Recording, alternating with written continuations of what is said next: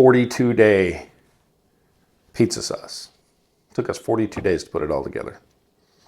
And man,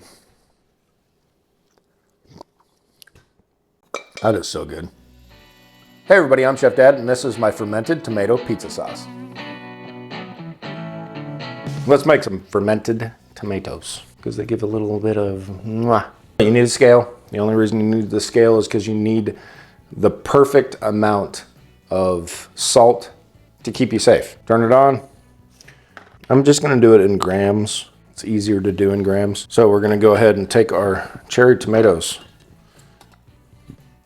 and we're just gonna fill this jar up as high as we can. I think that's gonna be perfect. So there's 508 grams. What we're gonna do with our fancy calculator is we're gonna get 4% of the weight of that in salt. 509 times 0.04 equals, we need 20.36 grams of salt. And I am using coarse kosher salt, non-iodized. I'm gonna zero that out and go in with 20 grams. So there we go, there's 4% salt. That is all that we need. Now what, you just leave them like that? No, you're gonna have to add some water to it. Don't use chlorinated water. Don't use hot water either. We're not wanting it hot. We're gonna go in and we're gonna fill this up so that the tomatoes are under the water. Then we are going to take this weight, beautiful glass weight. We're gonna put it right on top, just so that I can make sure they're under the water and I can close my lid. So I'm gonna take my lid and I'm gonna screw it on there. Then I'm gonna take my one-way valve, airlock valve, and I'm gonna put some sanitizer fluid in here. You can use alcohol, you can use water, but you gotta be careful. You don't want any extra bacteria or anything introduced. Everything here has been sanitized. Got our sanitizer fluid in there, right to the right level. We're gonna stick this right into the jar. Okay, so now we're just gonna let this sit. It needs to stay right around 60 to 70 degrees. You don't want it to get any colder or hotter than that. Colder, it won't ferment as fast. Hotter, and you have chances of getting bad bacteria growing. Here are those fermented tomatoes. They fermented for about 21 days in the pantry, and then we put them in the fridge. And as you can see, there's stuff on top. Oh no. It's okay. That is a yeast, natural occurring yeast. When you take a look on the inside, it's not hairy and fuzzy like mold would be. We can just scoop right off the top. Dump this right into the sieve. I got my weight in there. Oh, and it turned sideways. There's my weight. Cold water. We're just gonna rinse them off and get all that yeast that formed off of it. They smell fermented. Oh, they almost taste boozy. So I don't want these to break up too much. I'm gonna take these right over here. I'm gonna put them in my pot. I'm gonna go in with a couple tablespoons of this basil olive oil. I want some Italian seasoning in there. Some Chef Dad smoked salt. And we're gonna want to do this kind of sparingly at first. I know that didn't look sparingly. We're gonna try and break that sourness flavor out of there with that salt. So all we're gonna do now is we're gonna bring it over here. We're gonna get it to start cooking before I use the immersion blender. Get it on high. We want it on high because I want these to start cooking. As soon as it starts getting a little bit of heat, you'll hear it start popping in there. Then we're gonna start moving it. And I'm gonna end up breaking these tomatoes when I do that. That's what we want.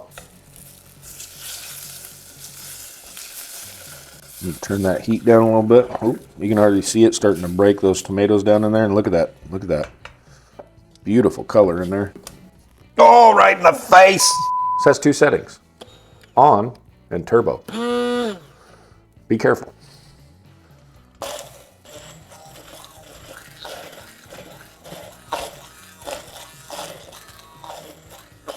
We need a little more liquid in here, I think. Driviness.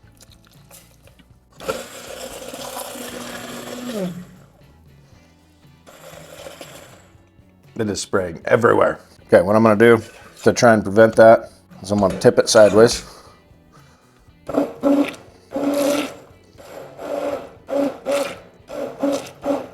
Oh, that didn't help at all. I got too big of a pot for the amount of fluid that we have. Okay, just keep it moving until it comes down to the consistency that we want. That's all we're gonna do from here. I don't want it to be tomato paste. I don't want it to be out of a ragu can. Somewhere in between the two. So we're just boiling off some of that vermouth and some of the water, and this will thicken up a little bit as it cools. Okay, we're gonna take this right over here. I'm just gonna let this continue to cool down until we can put it into a glass container. All right, let's get this fermented tomato sauce on some pizzas. First, let's go ahead and get our oven on, hot, 500 degrees. Got our pizza stone. We're gonna set it right in there.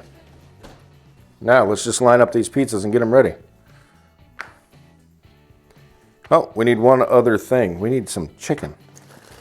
Look at that beautiful juicy chicken. We're gonna go on these with some of our pizza sauce. This is the fermented pizza sauce.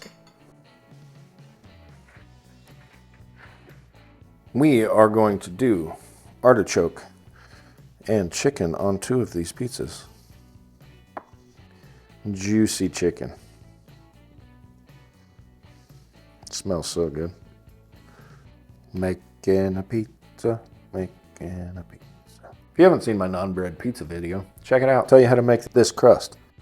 Okay, one of these is gonna get cheese curds. This one's getting some mozzarella. I cooked the naan bread on both sides, so we gotta make sure that we don't burn the bottoms of this. We just want a nice melting of our cheese. Cheese curds, on. Spread them around. Then some mozzarella cheese on this one. Now, we're ready to put these in the oven. Take our pizza, slide it on our peel. Take this straight into the oven. And we're gonna put it in the back underneath the broiler. We're gonna do both chicken pizzas at the same time. Okay, now we're gonna close them up, keep an eye on them. I'm not concerned with these sticking at all because they're already pre-cooked. Look at the bottom. Don't make a mess, don't make a mess. Look at the bottom. See how it's nice and cooked? So the first batch of pizzas are done. We're gonna scoop these out of there. Look how beautiful that is.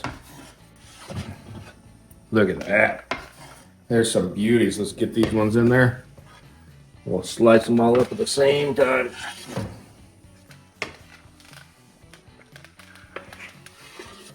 See when they're done. Pizzas are out of the oven. Now it's time to get them cut. We're gonna go through.